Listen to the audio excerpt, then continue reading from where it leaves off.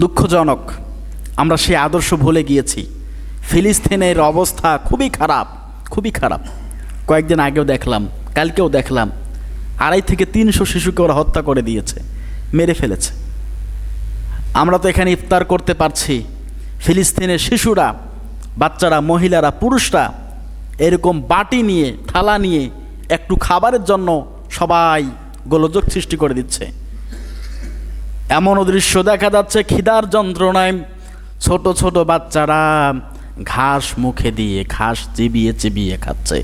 এমন অবস্থা ফিলিস্তিনে। এই খ্রিস্টান ইহুদিরা আমাদের উপর কি অত্যাচারটা নিয়ে চালাচ্ছে,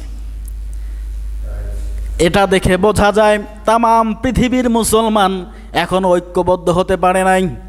যদি ঐক্যবদ্ধ হতাম তাহলে ওই ইহুদিরা, ইসরায়েল ফিলিস্তিনদের উপর এত অত্যাচার, এত নির্যাতন চালানোর সাহস পর্যন্ত পেত না।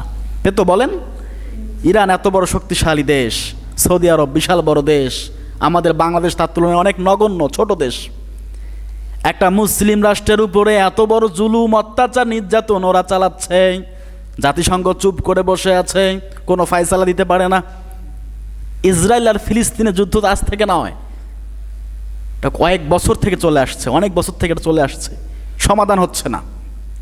অতর্কিতভাবে চুক্তি ভঙ্গ করে তারা বারবার ফিলিস্তিনের দিকে হামলা চালায়, কারণ ওদের লোভ, ওদের লালসা জেরুজালেমে এই বাইতুল মুকাদ্দাসকে নিয়ে, মসজিদুল আকসাকে নিয়ে তাদের ক্ষোভ আক্ষেপ। কারণ এই মসজিদুল আকসা এটা যেমন কোন জায়গা নয়।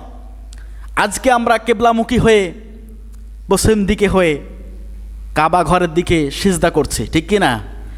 এক সময় কাবা ঘরের দিকে মুখ করে মানুষ সিজদা করতো না, ওই মসজিদুল আকসার দিকে মুখ করে কেবলা বানিয়ে সেখানে সিজদা করত, সেই দিক করে কেবলা